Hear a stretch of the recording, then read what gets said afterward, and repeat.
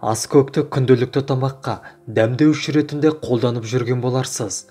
Бірақ аскөктің адам ағзасына тигізер мол пайдасын біріңіз білсеңіз, біріңіз білмессіз. Бүгінгі видеода аскөктің сіз білмейтін емдік жолдарын толық білетін боласыз. Арнаға тіркеліп, қолдау білдіріп, лайк басып, қоңыраушаны баса кетіңіз. Сіздің болмашы ғана әрекетіңіз бізді шабыттандырады. Аскөк биологиялық белсенді және минералды заттардың көзі. Оның жапырақтары мен бұтағы ақуыздар, майлар, көмірсулар, дәрумендер, макро және микроэлементтер ерітілген сумен жабдықталған. Аскөк денсаулыққа пайдасымен қатар артық салмақтан арылуға да көмектеседі. Сымбатты дене бітіміне жетудегі қарапайым құралдың бірі аскөк шайы. Оны дайындау өте жеңіл. Жуылған аскөк бұтасын алып, ұсақтап турау керек.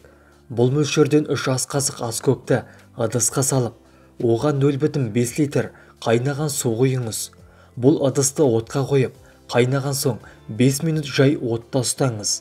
Дайын сусын соғған соң сүзіп алыңыз. Аскөк шайын күніне жарты стаканнан 3 рет тамақтанудың алдында ішу керек. Аскөкті ақ желкенмен бірге қолдануға болады. Ол үшін кептірілген 1 ас қасық аскөк пен 1 ас қасық ақ желкен керек. Оны шайнекке салып, қайнаған су құйыңыз. Шайды 15 минутқа қалдырыңыз. Уақыт өткен соң, қарапайым шайдың орнына осы дайындаған шайыңызды ішіп жүріңіз. Алайда күніне 1,5 литрден артық ішуге болмайды. Себебі оның қатты несеп айдағыш әсері бар. Арықтауға аскөк тұқымын қалай қолданамыз? 1 ас қасық аскөк тұқымына 250 мг қайнаған су құйып, бетін 60 минутқа жауып қойыңыз. Дайын сусынды сүзіп, күніне 3 мезгіл тамақтану алдында 100 мг-нан ішу керек. Егер артериялық қысымыңыз төмен болса, бұл сусынды абайлап ішіңіз. Аскөк тұқымы қызылмия, яғни салатка шөбімен бірге артық салмақтан арылуға жақсы көмектеседі. Бұл 2 ингредиентті балғы немесе кептірілген түрін ұсақтап турау керек. Ол 1 және 4 пропорцияда болу қажет. Оны ыдысқа салып, үстіне 750 мг су құйыңыз. Сұйықтықтың қайнаған соң, жай отта 20 минут ұстаңыз. Қайнатпаны сүзілген және жылы күйінде күніне 3-4 рет тамақтанудан соң жарты стаканнан ішу керек. Бұл сусын қарныңыз тоқ секілді сезім тудырады. Айранда ішектер мен иммунды жүйенің жұмысына пайдалы бифидо және лактобактериялар өте көп. Айран арықтауға көмектесетін керемет өнім. Ол аскөкпен бірге оның пайдалы қасиеті еселене түседі. Арықтататын сусынға майлылық үлесі аз айранды таңдаңыз. Сусынды дайындау үшін аскөктің аз мөлшерін ұсақтап айранға қосыңыз.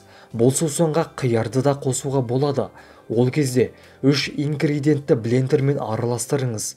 Бұл сусынды жеңіл тамақ берілетін күндері қолданған жақсы. Егер айран ішкенді ұнатпасаңыз, аскөкті сүзбемен бірге жеуге болады. Сүзбе адам ағзасына қажетті ақуыздың көзі. Мұндай тағамды кешке таман жесеңіз, қарныңыздың тоқ етіп ұстағандықтан ұйықтар алдында тамақ жегіңіз келмейді. Оны дайындау үшін таза аскөкті ұсақтап турап, сүзбеге қосыңыз. Қосымша ретінде оған көк жуа мен ақ желкенді де қосуға болады. Аскөктің ұнтақталған тәнінен 1 шай қасықты 1 стақан қайнап тұрған суға салып, жабық ыдыста 1 сағат бұқтырады. Іш жүрмей қатып қалған кезде осыдан әр жолы 2 ас қасықтан күніне 3-4 рет ішеді. Аталған ауруға арпа және аскөк тұқымынан алып, ұнтақтап, оған алоэ-нің кептірілген қабығынан қосып, соның 1 шай қасығын 1 стақан қайнап тұрған суға салып, жарты сағат жабық ыдыста бұқтырады.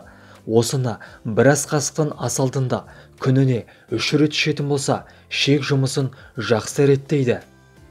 Зәр жүрмей бөгеліп қалса, ұнтақталған аскөк тұқымынан 2 ас қасықты ырғай тамырынан ұнтақталған, 3 ас қасықты жантақтың шөбінен, 1 ас қасықты алоэ-нің құрғатылып ұнтақталған жапырақ үгіндісінен, бір ас қасықты араластырып алады да осыдан бір ас қасықты 300 грамм қайнап тұрған суға салып жабық ыдыста жарты сағат ұстайды.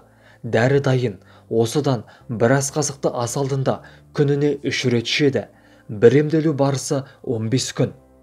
Адамның ұйқысы қашып, көңіл күйі бұзылған кезде бір стақан аскөк тұқымын ұнтақтап, оған 2 ас қасықты ұнтақталған шүйгін шөп тамырын қосады да жарты литр таза кагор шарабына салып 20 минут ақырын қайнатады. Осыны 2 сағат бұқтырып қойып, жатар алдында сүзіп 50 граммнан ішіп отырады.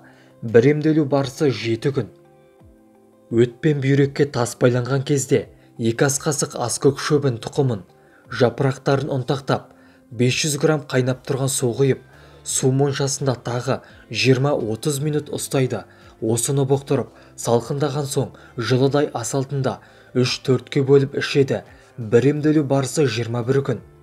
Зәр жолдарының ауруына зәр бөгіліп, жолдары ашып ауырған кезде бір ас қасық аскөк тұқымын бір стақан қайнап тұрған суға 20-30 минут жабық ыдыста бұқтырып, сүзіп, бір ас қасықтан күніне 5-6 рет ішеді. Қан қысымының өзгеруіне бір ас қасық ұнтақталған шөбін 250 грамм қайнап тұрған суға салып 30 минут бұқтырады. Осыны астан бұрын жарты стаканын ішіп 10 күнге жалғастырады. Аллергиядан тері бөлініп, қотырланғанда аскөк шырыны мен шөбін суға қайнатып алып, екеуін қосады да қотыр үстінен компресс жасайды.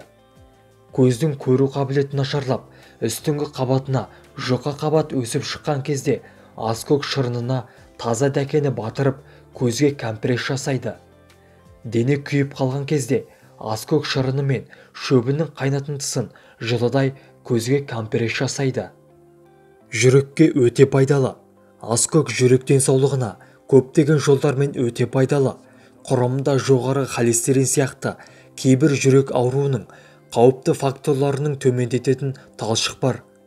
Талшықтың көп мөлшерін тұтыну жүрек ауруларының қаупін азайтады. Сондай-ақ оның құрамында жүрек денсаулығын қолдайтын магний, кальций сияқты қоректік заттар бар. Бұл тағамдар жоғарғы қан қысымын төмендетуге өте тиімді. Қатерлі ісікке қарсы қасиетке де ие. Күшті өсімдік қосылыстарының алуан түрлілігі созылмалы аурулардан, соның ішінде кейбір ісіктерден қорғауға көмектеседі. Мысалға, сіздің аскөк тұқымыңыз анетолдағы негізгі белсенді қосылыстардың бірі қатерлі ісікке қасиеттерге де ие. Бала емізетін әйелдерге де пайдалы. Олардың ішінде галактогендік қасиеті бар, яғни сүт бөлінуін арттыруға көмектеседі.